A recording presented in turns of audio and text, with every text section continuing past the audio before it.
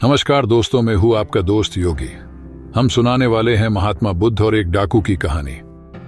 यह कहानी एक समय की है जब एक खूंखार डाकू ने अपने आत्मविश्वास की परीक्षा में महात्मा बुद्ध के साथ मुकाबला किया।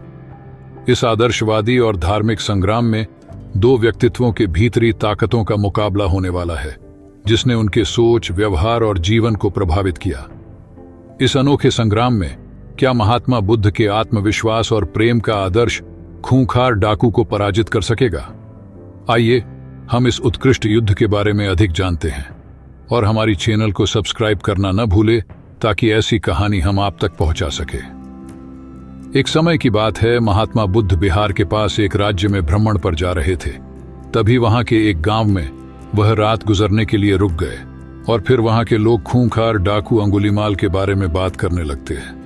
तभी महात्मा जी ने उन आदमियों को बुलाकर पूछा कि भाई, आप लोग किसकी बात कर रहे हो?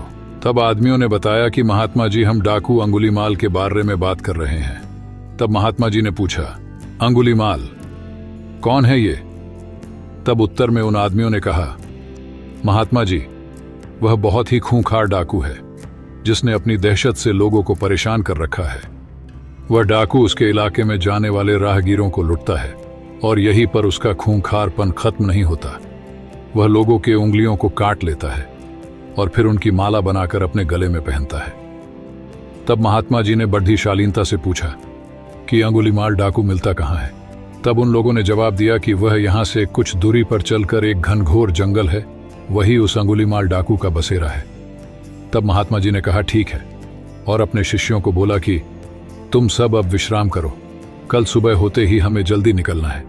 सुबह हुई और महात्मा जी ने अपने शिष्यों को कहा कि चलो शिष्यों, अब हमें उस जंगल की ओर प्रस्थान करना है। तब सभी शिष्य डर गए और बोले, जंगल की तरफ? लेकिन गुरुजी, वहां तो डाकू अंगुलीमाल का वास है। अगर हम वहां जाएंगे तो वह हमें मार डालेगा और हमारी आंगुलियां काटकर उनकी माला बनाकर धारण करेगा।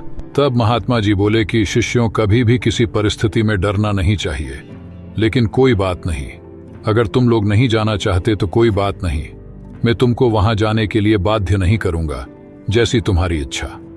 महात्मा जी जंगल की तरफ प्रस्थान करने के लिए ज्यों ही प्रस्तुत हुए, गांव के लोगों और शिष्यों ने उन्हें बहुत रोका, लेकिन वह नहीं माने और जंगल की ओर चल पड़े। और फिर अंततः वह जंगल पहुंच गए जहां की अंगुलीमाल रहता था। जब उस डाकू की नजर महात्मा जी पर पड़ी, तब वह महात्मा जी को बड़े आश्चर्यजनक तरीके से देखने लगा और सोचने लगा कि इस जंगल में आदमी साथ मिलकर भी नहीं आते और यह यहां अकेला चला आया। तब उसने महात्मा जी से पूछा कि कौन हो तुम?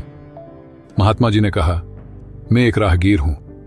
अंगुलीमाल ने कहा, भाई, तुम यहां अकेले आ गए हो, तुम्हें पता नहीं मैं कौन हूं? तब महात्मा जी ने जवाब दिया कि हाँ, तुम भी मेरे ही तरह एक इंसान हो। तब अंगुलीमाल ने कहा कि लगता है तुम इस जगह नए आए हो, तुम्हें शायद मेरा नाम नहीं पता। उसने बड़े शालीनता से कहा। महात्मा जी ने कहा, मुझे तुम्हारे बारे में गांव वालों ने बताया था। तब अंगुलीमाल ने कहा, फिर भी तुम यहां चले आए, तुम्हें मुझसे डर नहीं लग रहा क्या? तब महात्मा जी ने कहा कि डर कैसा, मुझे तुमसे क्यों डर लगेगा? तब वह डाकू गुस्से से लाल पीला होकर महात्मा जी को घूरने लगा और कहने लगा कि तुम्हें नहीं पता कि मैं कितना ताकतवर हूं। मेरे डर के कारण यहां अच्छे से अच्छे दिग्गज आने की हिम्मत नहीं करते और तुम यहां मरने चले आए हो। तब महात्मा जी ने कहा, ताकतवर में तो तुम्हें ताकतवर नहीं मानता। तब तो गुस्से से लाल आंखें करके वह डाकू महात्मा जी को देखने लगा। तब अंगुलीमाल ने कहा कि तुम्हें नहीं पता कि मैं कितने आदमियों को मार चुका हूं। मेरे गले में ये माला देख रहे हो, मैंने उन आदमियों को सिर्फ लुटता नहीं हूं, बल्कि उनके हाथ की उंगलियां को काटकर अपनी माला में पिरो लेता हूं। ये कहते हुए अंगुलीमाल जोर जोर से हंसने लगा। महात्मा जी मंद मुस्कान के साथ हंसने लगे।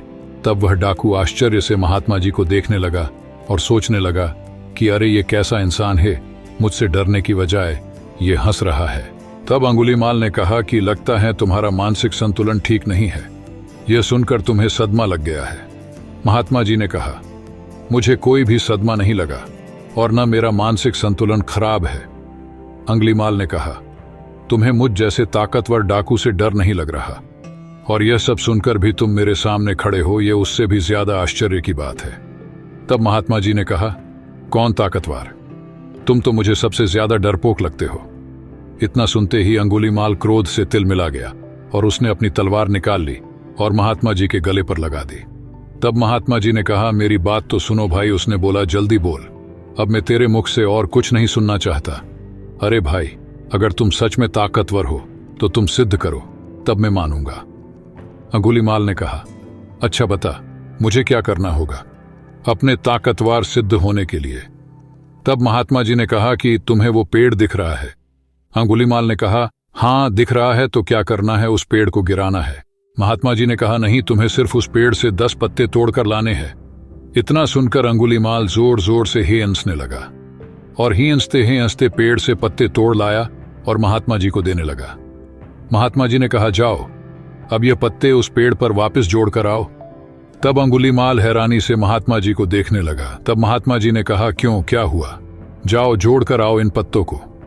तब अंगुलीमाल बोला कि यह कैसे हो सकता है कि एक बार कोई चीज टूट जाए वह वापस कैसे जुड़ सकती है? तब महात्मा जी बोले, क्यों, तुम तो बहुत ताकतवर हो न, फिर इन पत्तों को तुम क्यों नहीं जोड़ सकते?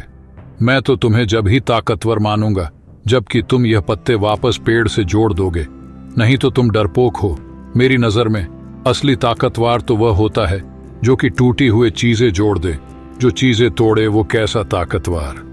ये सुनकर अंगुलीमाल महात्मा जी के चरणों में गिर गया और उनसे कहने लगा कि महाराज जी, मुझे क्षमा करे। सचमुच मुझे आज एहसास हुआ कि मैं कितना बड़ा पापी हूं। मैंने कितने निर्दोष लोगों का खून बहाया और उन्हें लुटा। महात्मा जी बोले कि तुम्हें अपने पापों का एहसास हुआ, यह बहुत बड़ी बात है। अगर तुम्हें सचमुच अपने किए पर पछतावा है तो आज से सच्चाई और अच्छे राह पर चलो, दीनों की मदद करो और अपनी ताकत का इस्तेमाल जरूरतमंदों की रक्षा में करो। तब से अंगुलीमाल अच्छे रास्ते पर चलने लगा और सबकी मदद करने लगा। कहानी का निष्कर्ष। इस कहानी में हमने देखा कि खूंखार डाकू और महात्मा बुद्ध की आत्मविश्वास भरी मुकाबले के बीच एक अंतर था। जबकि डाकू आत्मविश्वास की कमी के कारण हार गया, महात्मा बुद्ध ने अपनी आत्मशक्ति को पहचाना और सच्चे आत्मविश्वास की प्राप्ति की। हमें यह याद रखना चाहिए कि जीवन की हर मुश्किल से लड़ने के लिए आत्मविश्वास हमारी महत्वपूर्ण उपकरण होती है। हमारी जीत या हार आत्मविश्वास पर निर्भर करती है, और जब हम सही तरीके से आत्मविश्वास को समझते हैं और उसे विकसित करते हैं तो हम सचमुच अपारतंत्री हो सकते हैं। तो अगर आपको यह वीडियो अच्छा लगा हो तो अपने परिवार और दोस्तों के साथ जरूर शेयर करें। धन्यवाद। आपका दिन शुभ रहे।